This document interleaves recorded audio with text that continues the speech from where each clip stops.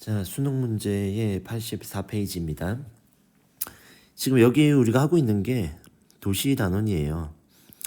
도시는 도시의 구조, 그리고 내부 구조를 우리는 대부분 봅니다. 앞에서는 도시의 체계를 했다면 이제는 안에 있는 구조라든가 어떻게 분화가 되고 어떻게 어떤 역할을 하는지, 기능은 어떤 걸 하는지를 살펴볼 겁니다. 자, 그럼 기억부터 이게 내용이 이렇게 나와 있어요. 도시의 지역 분화는 이렇게 되어 있습니다. 그럼 도시 안에서 분화가 된다는 얘기예요. 지역 분화가 되는데 내부에 있는 기능이 분리된다. 그래서 우리가 상업 기능, 업무 기능, 그 다음에 주거 기능 이런 것들이 분리가 된다고 한 적이 있습니다. 그럼 기억에 대한 설명이에요. 밑에 나와 있습니다. 기억은 도시가 성장할수록 대체로 뚜렷해진다 이렇게 나옵니다. 맞을까요? 안 맞을까요?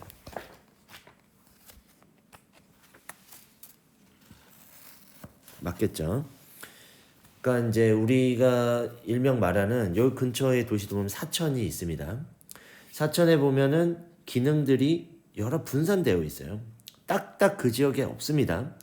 근데 우리가 서울로 가면 서울의 중구나 아니면 강남구 중심으로는 어떤 기능들이 있을 거라는 게 예측 가능합니다. 그게 뚜렷해진다 이렇게 볼 수 있겠죠. 자, 니은 나옵니다. 주거지역이에요. 주거지역. 주거지역은 자 봅시다. 상업과 업무 지역보다 주간 인구 지수가 높다. 주간 인구 지수가 뭐냐면 낮에 활동하는 인구가 많으냐 물어보는 거예요. 지금 아니죠. 대부분 여러분들 보면 아파트 단지에 살거나 그럼 아파트 지하 주차장에 들어가면 차가 싹 빠져 있습니다. 언제? 오전에서부터 오후까지. 왜? 아버지나 어머니가 출근하신 기간이에요. 그럼 출근은 어디로 하냐? 대부분 도심, 업무, 서비스업이 이루어지는 곳으로 갑니다. 그렇기 때문에 그 지역에는 낮에 인구가 많아요.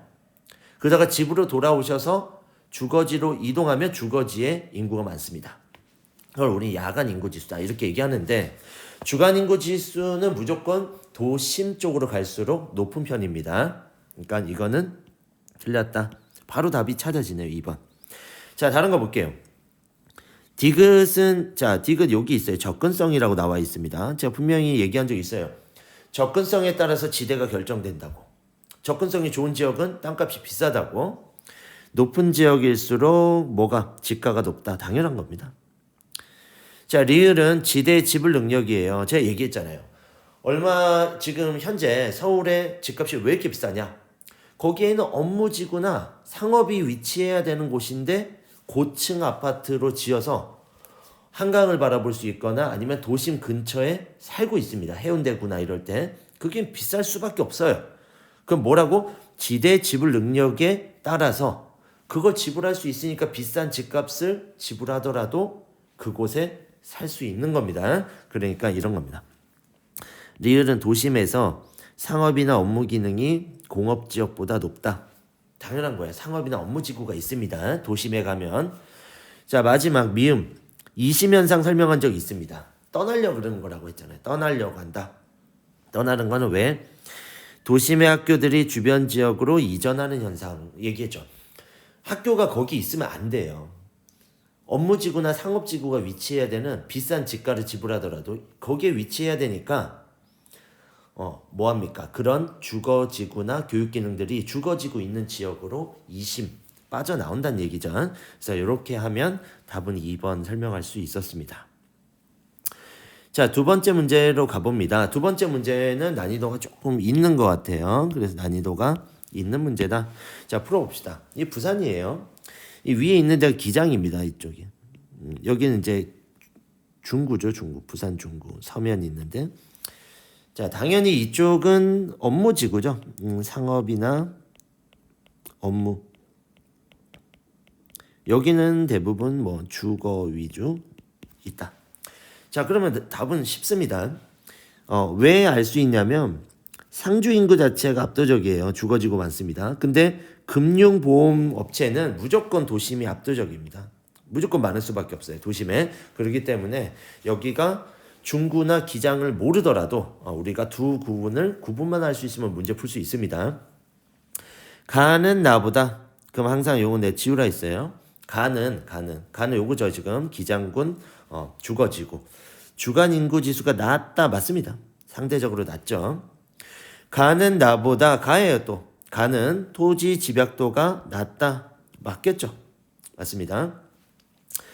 나는 가보다 여기죠 나는 가보다 지가가 높다 비싸다 땅값이 비싸다 맞겠죠.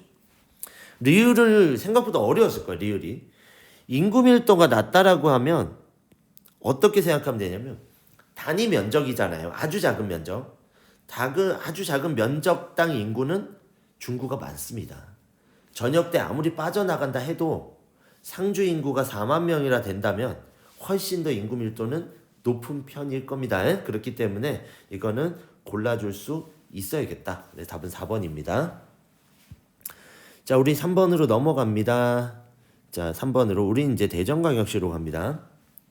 조금만 더 줄여. 자, 대전광역시에서는 뭐만 물어보는 문제냐면 이 주간 인구 지수를 물어보는 문제예요. 지금 여기가 105 이상이라고 돼 있거든요. 지금 105 이상이면 주간 인구가 상주보다 많은 겁니다. 주간 인구가 더 많은 거예요. 그럼 여기 같은 경우 중구는 95 미만이면 거꾸로입니다. 주간 인구보다는 상주 인구가 많은 겁니다. 자, 그럼 기억. 유성구는 지금 현재 유성구 여기입니다. 지금 유성구는 주간 인구가 상주 인구보다 많다. 많아요. 105 이상이니까. 그 다음에 중구는 여기 나와 있죠. 중구는 통근 통학 유출이 유입보다 많다. 맞습니다. 주간 지수가 높은 지역으로 가면 들어오는 인구가 많아요. 낮에. 근데 밤에는 집으로 갑니다. 그러니까 유출보단 유입이 많다. 들어온다는 얘기죠. 그러니까 자, 그럼 결국은 뭐야? 유출 인구가 유입 인구보다 많다. 중구는 들어오는 것보다 나가는 게 더 많다. 이렇게 봐야겠죠. 그러면 결국은 유성이나 대덕에 일하러 가는 겁니다. 중구에 살다가도. 그러니까 이렇게 맞겠죠. 답은 1번이 바로 나왔는데 왜 틀렸냐? 유성구에서는 인구 공동화 현상인데 인구 공동화 현상 정도까지 나타나려면 서울에 있는 CBD 도심처럼 상주 인구가 이렇게 폭발적으로 늘어나는 일은 없습니다. 그러게 상주 인구의 변화 때문에 이건 그렇게 볼 수 없다. 인구 공동화는 보기 어렵다. 완전히 빠져나가야 돼요. 물 밀듯이 안 된다는 얘기. 중구의 상주 인구의 변화량 요만큼 변했거든요. 지금 변화량이에요. 변화량. 유성구보다 많다 그랬는데 얘는 이렇게 많이 변했는데 얘는 요 정도. 당연히 틀렸죠. 그래서 답은 1번을 금방 선택할 수 있었다. 내용이 어려운 건 아닌데 상주 인구를 혹시 아니면 주간 인구를 알고 있느냐를 물어보는 문제입니다. 자, 이것도 역시나 어렵지 않은 문제인데 이 그린벨트예요. 자, 얘기한 적 있죠. 전두환 정권 1980년도에 서울의 무분별할 팽창을 막기 위해 그린벨트를 설정합니다. 그래서 국립공원 아닙니다. 서울 안에 국립공원이 존재할 리가 없어요. 자, 도시 내부 구조에선 중간지역도 아닙니다. 중간지역은 혼재되어 있어야 돼. 공업지역도 주거지구도 상업지구도 그 지역이 아니에요. 여기는 아예 사람이 주거하지 못하게 돼 있는 그린벨트입니다. 녹지공간 맞고요.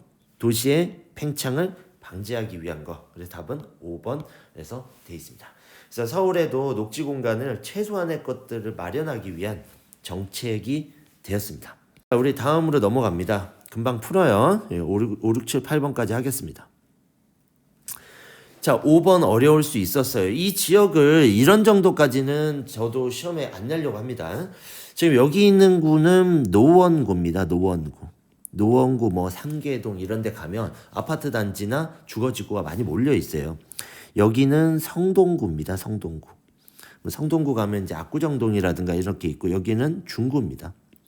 우리가 CBD죠, 일명. 여기는 금천구입니다. 나중에 수능이 3학년 때는 외워주는 게 훨씬 낫습니다. 이런 서울 지도 같은 경우 낫는데 지금은 그걸 물어보는 게 아니니까. 도심을 바로 찝어낼 수 있는 거 제조업도 없고요. 아파트도 없는 A입니다. 그래서 이게 중구겠죠. 중구 이게 A입니다. 자, 그리고 대표적으로 아파트가 가장 많은 노원구입니다. 이거는 두 개를 구분하고 나면 우린 구할 수가 있어요. 왜? 금천구는 가산 디지털 단지가 있는 제조업입니다. 제조업. 그래서 제조업이 가장 많은 B겠죠. 이것들을 구분할 수 있었다면 문제는 금방 풀 수 있습니다. 그럼 나머지는 어중간한 C겠죠.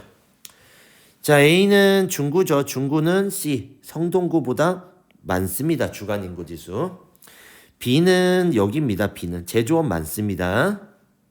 C는 여기 성동구죠. 성동구는 D, 여기보다. 유입이 많습니다. 도심 근처이기 때문에 유입이 많고요. D는 B보다 노원구죠. 초등학교 수 많습니다. 학교 다니는 애들이 사는 거주지예요. B보다 당연합니다. 공단이 있는 지역보다는 주거지구에 초등학교 많습니다. A, B, C를 기준으로 북쪽에 있다 그랬는데 셋 다 북쪽에 있어요. 뭐가? A, D, C는. 근데 금천구는 강남 지역입니다. 구로 디지털 단지 과거에. 그래서 여기는 강남에 있다. 그래서 X 5번입니다. 그래서 이 문제가 가장 어려웠을 것 같아요. 기본 문제 중에. 그리고 나서 자, 밑으로 넘어갑니다. 우리는 이거는 지도를 모르더라도 괜찮아요. 여기는 가장 큰 여기는 안동입니다. 한국 지리를 배운다면 여기 경북 도청이 있어요. 과거에는 대구에 있었는데 광역시에서 도청을 가지고 있으면 안 된다 해가지고 왜? 경북이 아니니까 거긴 대구니까 경북도청이 이전합니다. 자, 그다음에 여기는 우리가 알 필요 없어요. 얘는 구미시입니다. 구미. 자, 그럼 뭐만 물어볼 수 있냐면 이 두 개를 모르더라도 대구에서 여기가 대구거든요. 대구에서 여긴 가깝고요. 여기는 멀어요. 이것만 알면 됩니다. 근데 여기 구조를 보면 노인이 많습니다. 노인이 많은 건 뭐야? 대도시 주변이 아니고 먼 게겠죠. 먼데. 안동이겠죠. 안동. 그러니까 대도시에서 멀다는 얘기예요. 할아버지 할머니가 많잖아요. 지금. 근데 여기는 뭐야? 생산계층이 많죠. 생산. 청장년층. 그리고 유소년층까지. 그럼 여기는 구미. 도시 근교입니다. 도시 근처. 자, 봅시다. 가에서 가는 나보다 중위 연령이 높다 이렇게 돼 있습니다. 당연히 높죠. 중위 연령은 뭐냐면 여러분 중앙값이라 그랬잖아. 과거에 통계 배울 때 중학교 3학년 때 일렬로 쭉 세운 다음에 중간에 위치한 사람. 당연히 노인들이 많으면 높겠죠. 중간에 위치한 사람이. 그러니까 중위 연령이 높다. 가는 나보다 대구와의 거리가 가깝다 그랬어요. 이거거든요. 안동 여기 있잖아. 여기는 구미잖아. 누가 더 가까워? 구미가 가깝죠. 대구에서. 틀렸습니다. 나는 가보다 제조업 당연히 높습니다. 구미에 가면 대표적으로 반도체 이런 것들. 자, 나는 가보다 통학 인구가 많습니다. 대구 생활권이란 얘기예요. 구미는 대구로 많이 이동을 합니다. 근데 안동은 멀어서 이동 안 해요. 중요한 일이 아니면. 지금 남해하고 창원 정도, 부산 정도 이렇게 생각하면 돼요. 굳이 거기까지 안 갑니다. 그런 것들이에요. 그래서 이렇게 안동과 구미를 모르더라도 도시 근처 아니면 도시에서 먼 곳만 알면 풀 수 있습니다. 자, 그 다음에 대도시에 이것도 어렵지 않습니다. 중심이 있고요. 대도시 중앙에는 그 외곽으로는 교외 지역이 들어갈 수 있습니다.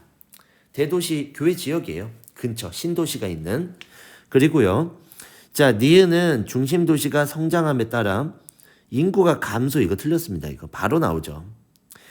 이 지역이 니은은 배후 농촌 지역인데 사천이 있고 진주가 있을 때 진주로 통근하는 인구가 많을 수 있습니다.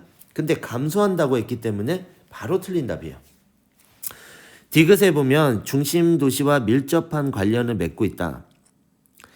이 지역은 당연히 경업농가의 비율이 높아집니다. 경업농가라는 얘기는 벼농사만 해가지고 안 돼요. 그러니까 상업적 농업, 비닐하우스나 이런 거 해가지고 이제 비싼 거 딸기나 이런 거 생산한다는 얘기. 자, 리을은 원교 농촌보다 상업적 농업 맞습니다. 원교라는 얘기는 도시에서 먼 지역이야. 그럼 여기가 지금 남해거든요. 여기는 노지 재배합니다. 여기. 그냥 기후에 따라서만 재배하는 거예요. 일상적인 밭농사 제품을. 근데 근교로 가면 진주에 가까운 사천이나 아니면 부산에 가까운 김해로 가면 시설 농가들이 많습니다. 꽃이라든가 아니면 비싼 블루베리라든가 아니면 상업적 농업, 딸기라든가 이런 거 생산합니다. 미음에 가면 주말 생활권이라 그랬는데 대도시권 주민의 여가 공간으로 이용된다. 맞습니다. 이 남해가 그런 거예요. 진주에 있는 사람들이 여가로 놀러 오는 인구들이 많을 수 있습니다. 이런 것들이 있다. 답은 쉽게 나왔는데 이런 것들 천천히 해보면 되고 마지막 문제입니다. 오늘의 마지막 문제. 부산광역시에 인접하다고 하면 시험이 두 가지가 나옵니다. 대부분 김해 아니면 양산이 나와요. 근데 양산은 20만 정도의 도시고요. 완전히 부산 생활권입니다. 모든 게. 김해는 50만 정도의 도시입니다. 근데 얘는 창원과 부산의 양각의 양생활권을 둘 다 가집니다. 그래서 인구가 더 많아요. 땅도 많고. 자, 그래서 이런 게 중심으로 나온다는 사실을 여러분이 알 필요 있습니다. 자, 부산과.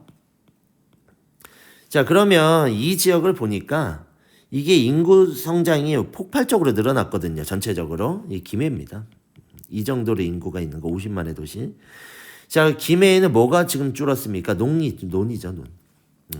원래 김해 평야가 논농사가 엄청 대규모로 행해지던 시대입니다. 그 지역이에요. 근데 지금 많이 줄어가고 있어요. 그 자리에 논농사 하던 자리에 아울렛이라든가 상업적 시설들이 많이 들어오고 있거든요. 이런 것들이 김해에 이제 변합니다. 그러면서 지하철도 들어오고 지금 인구가 폭발적으로 늘어나고 있는 이 김해입니다. 인구 밀도가 높아졌을 것이다. 맞습니다. 사람 많아졌어요. 엄청나게. 지금 많아졌죠. 전체적으로 인구가. 경업농가의 비율은 감소해. 틀렸습니다. 바로. 김해에서 부산으로 가까운 데 가면 비닐하우스가 셀 수도 없을 만큼 많아요. 수만 개가 있을 정도로 많습니다. 부산으로 납품해야 되는 채소나 이런 것들이 많습니다. 그래서 지금 밭농사의 비율은 유지된 거예요. 상업적 농업을 위해서. 쌀은 더 이상 소비가 필요 없는데 밭농사에 하는 상업적 작물들은 엄청나게 많은 겁니다. 그래서 원예 농업들이 많습니다. 원예 근교 농업. 이런 것들이 발달했다. 대규모 택지 개발 맞습니다. 롯데 아울렛 이런 것들. 그리고 3차 산업 종사자 수 많아졌습니다. 밭보다는 논의 면적의 감소율이 높았을 것이다. 왜? 밭은 필요합니다. 왜? 근교 농업을 하기 위해서. 그래서 이런 것들을 이런 식으로 접근해서 풀면 충분히 풀 수 있습니다. 그래서 도시가 뭐지? 라고 하면 여러분들 근처를 봐요. 제가 삼국지에서 설명할 때 여러분들 계속 설명할 때 뭐 했냐면 예를 들어 설명했습니다. 진주나 남해나 아니면 창원, 그 다음에 부산, 뭐 대구 이런 것들을 설명한 이유가 여러분들 주변에 답은 있습니다. 여러분들이 다녔던 곳에 답이 있어요. 그러니까 그 답을 찾아가시길 바랍니다. 머릿속에 있는 그런 내가 봐왔던 것들, 경험했던 것들, 그런 걸 우리는 경관이라고 하거든요. 여러분들은 분명히 인문경관, 도시나 이런 것들 봤을 거고요. 자연경관 봤을 겁니다. 여러분이 본 거를 중심으로, 경험했던 걸 중심으로 문제를 풀면 풀 수 있습니다. 이거 김해인지 몰라도 괜찮아요. 풀 수 있습니다. 왜? 부산 근처의 도시 중에 성장하고 있다는 걸 다 보여주고 있거든요. 그리고 논이 줄어들고 밭은 유지된다는 걸 보여주고 있거든요. 부산 정도의 대도시면 근처에는 근교 농업지입니다. 그러니까 이런 것들을 여러분이 안다면 부산 인근을 모르더라도 알 수 있습니다. 모르더라도 풀 수 있다. 여기까지 하겠습니다.